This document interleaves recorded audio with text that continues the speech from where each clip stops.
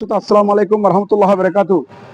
আষাঢ় ও শ্রাবণ 2 মাস ব্যাপী কর্মসূচি অংশবিশেষ আজকের অতিথি হচ্ছেন এরশাদ সাহেব। উনি একজন কোরআন হাফেজ এবং একজন মাদ্রাসার শিক্ষক। ওনার কাছে আসলাম এই কারণে, একটি গাছের চারা নিয়ে উনি যেন এখন উপযুক্ত টাইম, যেন সবাইকে ছাত্রছাত্রী এবং সবাইকে যেন বলে এই গাছ রোপণের কথা।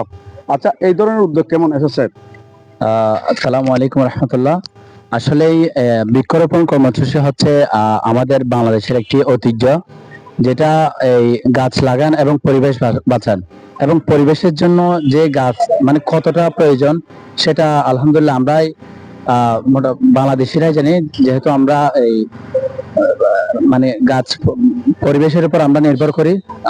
মানে আমরা যে গাছ থেকে অক্সিজেন নেই, তো মূলত বলার কথা হচ্ছে যে গাছ রোপণ করা হচ্ছে আমাদের নৈতিক দায়িত্ব, এবং এই গাছ বাঁচানো হচ্ছে আমাদের বিশেষভাবে আমাদের ওই গাছের উপর কি নির্ভর করতে হবে যে গাছ আমাদের অক্সিজেন দেয়, এবং আমরা বলতে পারি যে এই গাছ আমাদের অক্সিজেন দেয়। তাই আমরা ওই বৃক্ষরোপণ কর্মসূচিকে আমরা এই সুন্দরভাবে আগামী প্রজন্মে দেখবো ইনশাল্লাহ, এবং সবাইকে এই মেসেজ দেবো যে বৃক্ষরোপণ কর্মসূচি আমরা সবাই যেন এগিয়ে আসি। আসসালামু আলাইকুম। ধন্যবাদ। আমি এই চারাটি ওনার হাতে তুলে দিলাম।